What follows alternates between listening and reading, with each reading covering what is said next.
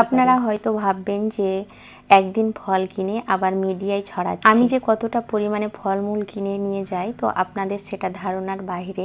দুনিয়াটা বড়ই স্বার্থপর, পরিচিত লোক হয়ে মানুষ মানুষকে যে এতটা ঠগায় সেটা ধারণার বাইরে। আমি যেহেতু ঠান্ডা খেতে পছন্দ করি সেই জন্যই আমি বললাম বরফ দেওয়াটাই আমাকে। আজকে সুরাটে যেহেতু অনেক রোদ আর গরম, তো এই গরমের সময় ঠান্ডা খেতে সবারই পছন্দ। আসসালামু আলাইকুম, কেমন আছেন সবাই? আজকে আমি সকাল সকাল রেডি হয়ে নিয়েছি। আজকে আমি সুরাট বেস্থান যাচ্ছি, সেখানে একটুখানি কাজ ছিল। সকালবেলায় টুকটাক কাজ ছিল, সব কিছু কমপ্লিট করে নিয়েছি আর কিছু নাস্তাও করে নিয়েছি। সুরাটে আজকে অনেক রোদ, বাইরের দিকে তাকানোই যাচ্ছে না। একটা দরকারি কাজের জন্য সুরাট বেস্থান যাচ্ছি, কিন্তু যদি সেটা না হয় তো আবার আমাকে মনে হয় যে সন্ধ্যাবেলায় যেতে হবে। কাজটা কি সেটা না হয় আপনাদের পরের ভিডিওতে জানাবো। রাস্তায় যেতে যেতে দেখি আখের রস বিক্রি হচ্ছে, তো আখের রস তো আমার অনেক পছন্দ।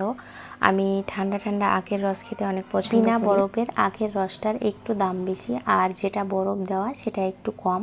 তো আমি যেহেতু ঠান্ডা খেতে পছন্দ করি সেই জন্যই আমি বললাম বরফ দেওয়াটাই আমাকে। আজকে সুরাটে যেহেতু অনেক রোদ আর গরম, তো এই গরমের সময় ঠান্ডা খেতে সবারই পছন্দ, তাই আমি ভাবলাম ঠান্ডাটাই খাওয়া যায়। আমি বেশি করে বরফ দিতে বলেছিলাম বলে এতটাই বরফ দিয়ে দিয়েছে যে মনে হচ্ছে হাতে ধরাই যাচ্ছে। বড় গ্লাসে আখের রস নিয়েছিলাম, তার জন্য 20 টাকা করে নিল। ছোট গ্লাসের দাম হচ্ছে 10 টাকা। ওই যে সামনে বাজারটা দেখা যাচ্ছে ওটাই হচ্ছে বেস্থান বাজার। যাই হোক, আখের রস খেয়ে আমি বেস্থান গিয়েছিলাম, তো কাজটা আজকে সকালে হলো না, মনে হয় আমাকে সন্ধ্যাবেলায় আবার আসতে হবে। বেস্থান থেকে আসার পথে মেন রোডের ধারে দেখলাম লেবু বিক্রি হচ্ছে, মৌসুমী লেবু।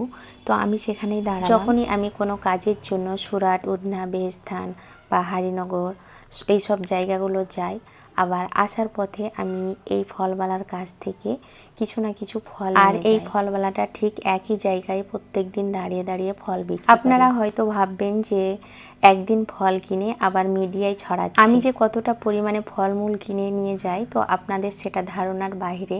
আমি সবগুলো ভিডিও করে রাখি না, সেই জন্য হয়তো আপনারা জানতে পারেন না। এখানে ছোট বস্তাতে 5 কিলো মৌসুমী লেবু ছিল। এগুলো যেহেতু বস্তা করে রাখা আছে, 5 কিলো ওজন, ওরা ছুট বিক্রি করে না 1 কিলো বা 2 কিলো, 5 কিলোই নিতে হবে। দামটা একটু বেশি ছিল, 280 টাকা, তাতে কোনো ব্যাপার নাই, আমি 5 কিলোই নিলাম। আমি কাকুটাকে বলছিলাম যে বস্তাটা আমাকে চেঞ্জ করে দেন, কিন্তু একটা লেবু কাটার কারণে আমাকে বস্তাটা চেঞ্জ করে দিল। দুনিয়াটা বড়ই স্বার্থপর, পরিচিত লোক হয়ে মানুষ মানুষকে যে এতটা ঠগায় সেটা ধারণার বাইরে। আমি যখন লেবুর বস্তাটা নিচ্ছিলাম তখন কেমন যেন একটা লাগছিল, সেই জন্য চেঞ্জ করে চাইছিলাম। রুমে এসে আমি একটা একটা করে অনেকগুলোই লেবু কেটে ফেলি। এই লেবুগুলো একটাও খাওয়া যাবে না, রস নাই বললেই চলে।